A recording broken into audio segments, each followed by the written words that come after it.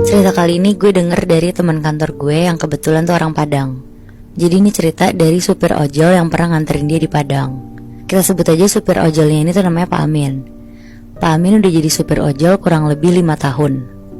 Umurnya sendiri itu tuh udah sekitar 45 tahun. Jadi Pak Amin sehari-hari emang ngojek aja kegiatannya. Dia punya istri dan 2 anak.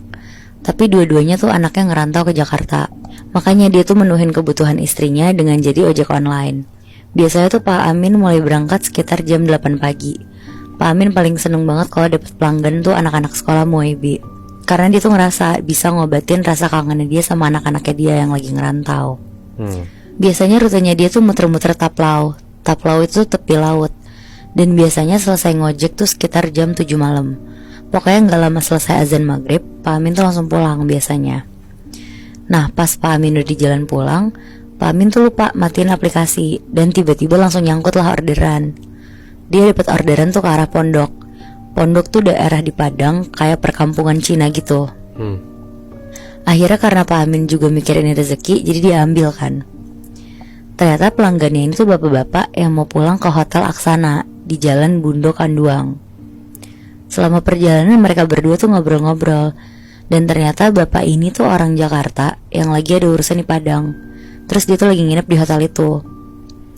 Setelah nganterin bapak itu dari Hotel Aksana, tiba-tiba tuh hujan gede banget sampai ada petir.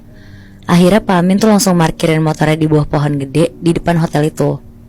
Pas lagi neduh, tiba-tiba tuh ada perempuan lari-lari ke arah bawah pohon itu juga buat neduh. Pak Amin basa-basi lah ke perempuan ini, bilang, "Mau kemana mbak?"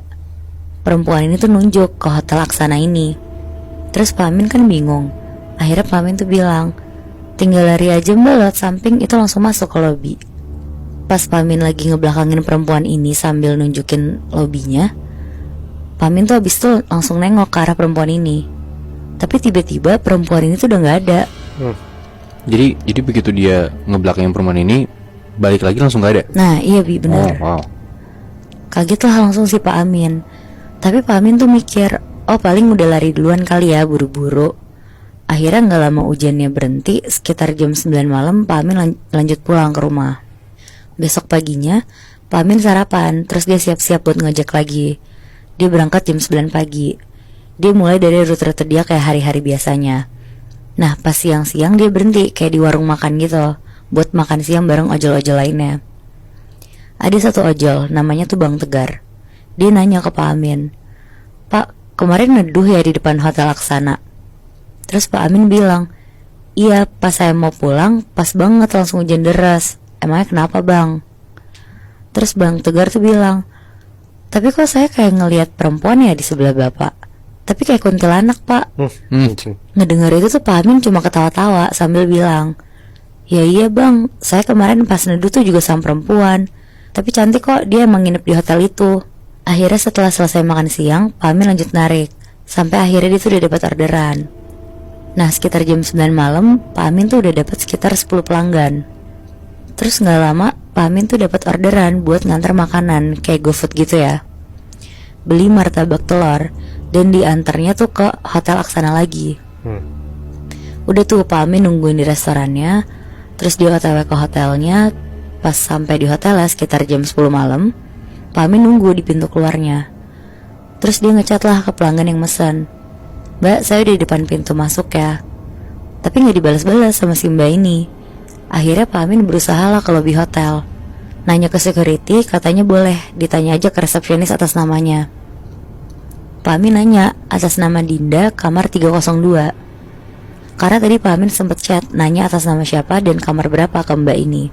Terus abis itu tuh kata mbak resepsionisnya, gak ada atas nama itu. Dan bahkan kamar 302 tuh kosong.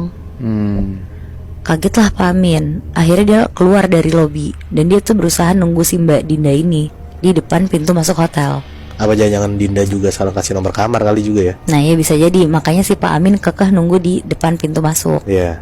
Sambil Pak Amin chat-chat terus sama telepon-teleponin. Sampai setengah jam ditunggu lah sama Pak Amin. Masih belum ada jawaban nih dari si mbak ini.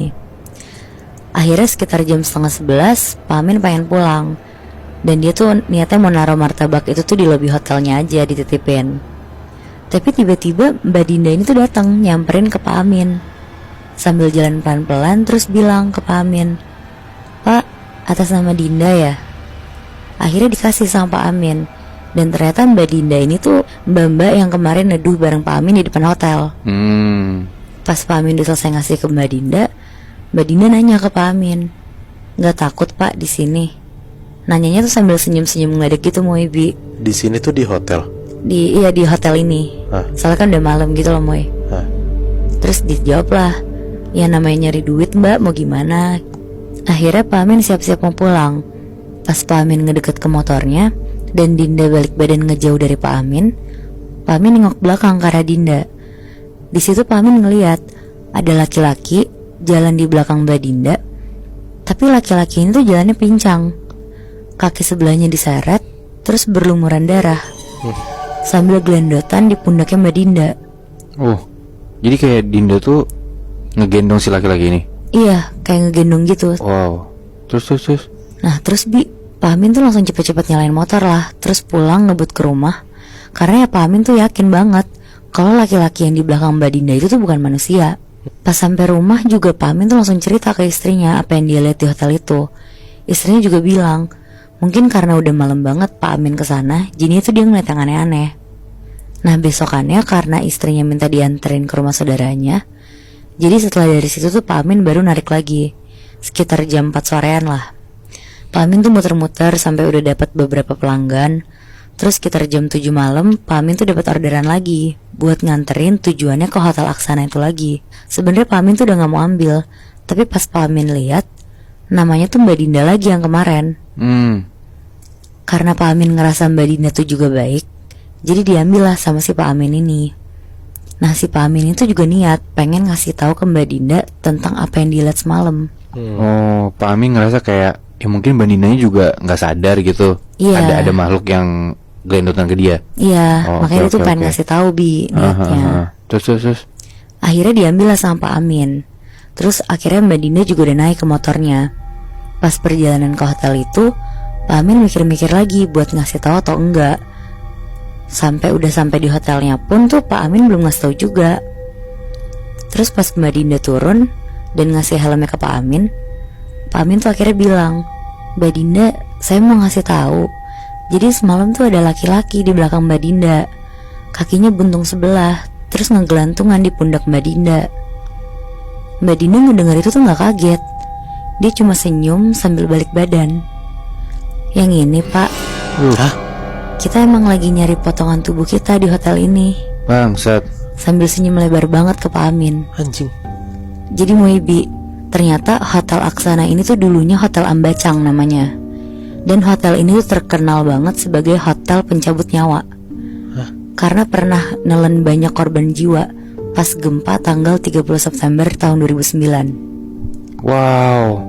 Si Dinda juga setan berarti kan? Iya. Bangsat. Anjir, serem banget nih. Tapi setelah ganti nama jadi Hotel Aksana, emang tetap angker hotel itu? Tetep Bi, jadi kata temen gue itu tuh bahkan ojol-ojol tuh dari yang sering nongkrong di depan situ sampai udah jadi pindah tongkrongan. Karena emang kalau malam jadi udah serem banget.